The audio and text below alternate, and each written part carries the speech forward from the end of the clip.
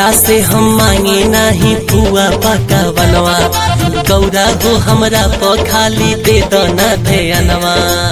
ए गौरा सुना ना, हो तहरा से हम मांगे नहीं पुआ पका बनवा, गौरा हो हमरा तो खाली दे दो ना ध्यानवा। खाली पीस के पिया द पाभर भनिया, खाली पीस के पिया द पाभर भनिया। कौना खीसे हो तू फोरलू गौरा चिलमिया, कौना खीसे हो तू फोरलू गौरा चिलमिया।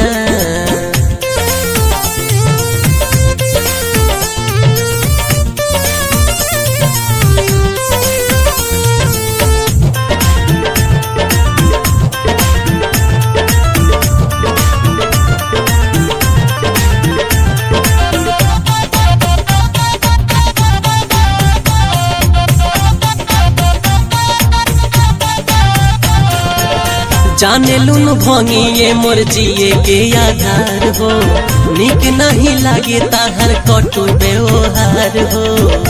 हमरा साथी ऐसे काहे करेलू हो, जाने लून भंगिए मोर जिए के आधार हो, निक नहीं लागे ताहर कटु व्यवहार हो।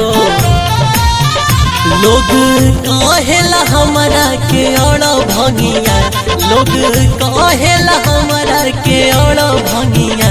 कौना खीसे हो तू फोरलू गौरा चिलमिया, कौना खीसे हो तू फोरलू गौरा चिलमिया।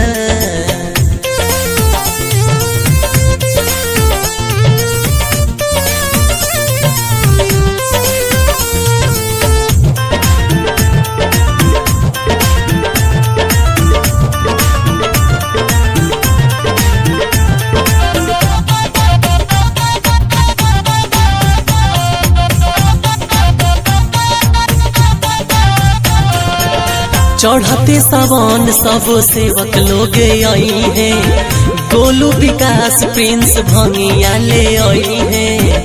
उस सेवक लोग सब ले आई लेकिन तू ना देवे लुए गौरा।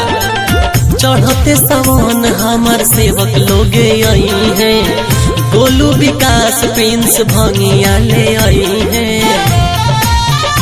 रोज हमारो तू देलू छछनाई हो जिया, रोज हमारो तू देलू छछनाई हो जिया। कौना खीसे हो तू फोरलू गौरा चिलमिया, कौना खीसे हो तू फोरलू